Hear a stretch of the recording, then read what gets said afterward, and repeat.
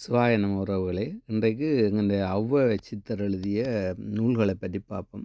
எல்லாருக்கும் பொதுவா தெரியும். ஆத்திசூடி, கொன்றைவேந்தன், மூதுரை, நல்வழி இதுகள் எங்களுக்கு பொதுவா தெரியும்.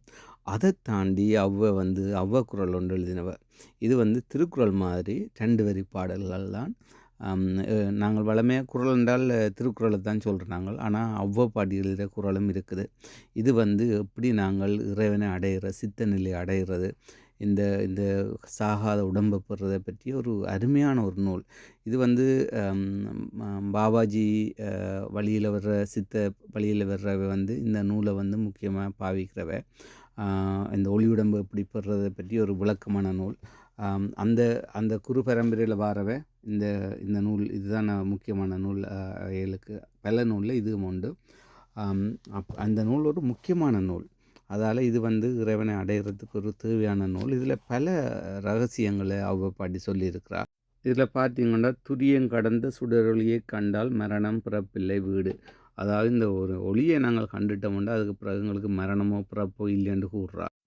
இந்த ஒளியை பல வகையில் ஒருவரும் அதை காண்ற முறைகள் வச்சிருப்பினோம். ஒரு சித்தர் பரம்பரையில் வாரவையில் ஒரு விதமான முறைகள் வச்சிருப்பினோம்.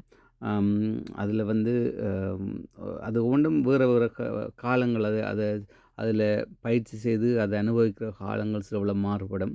அதில் ஒரு முறை ஒரு ஒரு நாங்கள் பயன்படுத்தும் ஒரு ஒரு ஒரு பொருளை கொண்டு அடையிற ஒரு நிலை அது கிடைச்சதுன்னா உங்களுக்கு ஞானம் இறைவனோட பேசுகிற நிலை வரும். உங்களோட அவர் இறைவன் உங்களோட பேசுகிறோம், இல்லை நீங்கள் அவரோட பேசுகிற நிலைகள் ஏற்படும். காலங்கள் முற்காலங்கள் நடக்க போகிறதுகளை ஒரு திரையை உங்களுக்கு கண்ணுக்கு முன்னால் விரிஞ்சு திரையாக காட்டும். என்ன நடக்கும், இது நடக்கும், யார் வதினம் யார் போயினம்ண்டு கேட்குற கேள்விகளுக்கு அந்த ஜோதியே உங்களுக்கு பதில்களை சொல்லும். இப்படி பல நிலைகளை உங்களுக்கு தரும். அந்த ஜோதியை பார்க்குற காலங்கள் உங்களுக்கு பிரம்ம நிலை என்ற ஒரு நிலை ஏற்படும். இப்படி பல வகைகள் இந்த இதில் ஏற்படும். அதோடு இந்த ஔவை சித்தர் பாருங்கள், இன்னும் ஒரு இது சொல்கிறா. 70,000 நாடியவற்றுள் முழு 10 நாடி முதல். அதாவது 1000 ஆண்டுகளுக்கு முன்னமே இந்த சித்தர் பாருங்கோ இந்த உடம்புக்குள்ளே எத்தனை நாடி 72,000 நாடி இருக்குது. அதில் 10 நாடி முக்கிய நாடி. இறக்கும்போது இந்த நாடி வேலை செய்யும். கையில் இந்த நாடியை கொண்டு என்னென்ன வருத்தங்கள் தீரும். இந்த நாடியை நீங்கள் பிடிக்கும்போது நாடி திருப்பி பார்க்கணுன்னு சொல்லுவோம். திடிக்கும்போது அது ஆமை மாதிரி நகர்ந்தால் ஒரு வருத்தம், குதிரை மாதிரி துள்ளினா ஒரு வருத்தம். அப்படி ஒவ்வொரு மிருகங்கள்கிட்ட நடையை வச்சு அது துடிச்சதுண்டு அதுக்கு என்னென்ன வருத்தம், அப்படி என்ன மாதிரி அதுக்கு என்ன செய்யணுமென்று எல்லாம் விளக்கமாக இவ்வளோ ஆயிரம் ஆண்டுகளுக்கு முன்னம் கூறுண்ட இவ்வளோ ஒரு ஞான நிலையில் இந்த இனம் இருந்திருக்கு பார்த்தீங்களா. இந்த தொழில்நுட்பங்கள் இதுகள் எதுவும் இல்லாமலே ஞானத்தால் இறைவன் அருளால் இறைவன் கூறியதையும் தாங்கள் உணர்ந்ததையும் இப்படி ஆயிரம் நூல்கள் எங்களுக்கு எழுதி தந்துட்டு போட்டினோம். நாங்கள் என்னென்னா இது எல்லாத்தையும் கவனியாமல் ஏன் நான் என்று கூட பார்க்காமல் சீரழிஞ்சு போகிறோம். இதில் ஆத்திசூடி என்ன நூலில் அறம் செய்ய விரும்பு 60 சினமெல்லாம் சொல்கிற ஆத்திசூடி நூல். அடுத்த கொன்றைவேந்தனில் தான் எங்களுக்கு அன்னையும் பிதா முன்னர் தெய்வம் ஆலயம் தொழுவது சாலவன் என்று இதெல்லாம் கொன்றைவேந்தனில் உள்ள மற்றது மூதுரையில் உள்ள பாடலாம் வாக்குண்டாம் நல்ல மனமுண்டாம் மாமல்லரான் நோக்குண்டாம் மீனிடங்க அந்த பாடல் மூதுரையில் உள்ளது.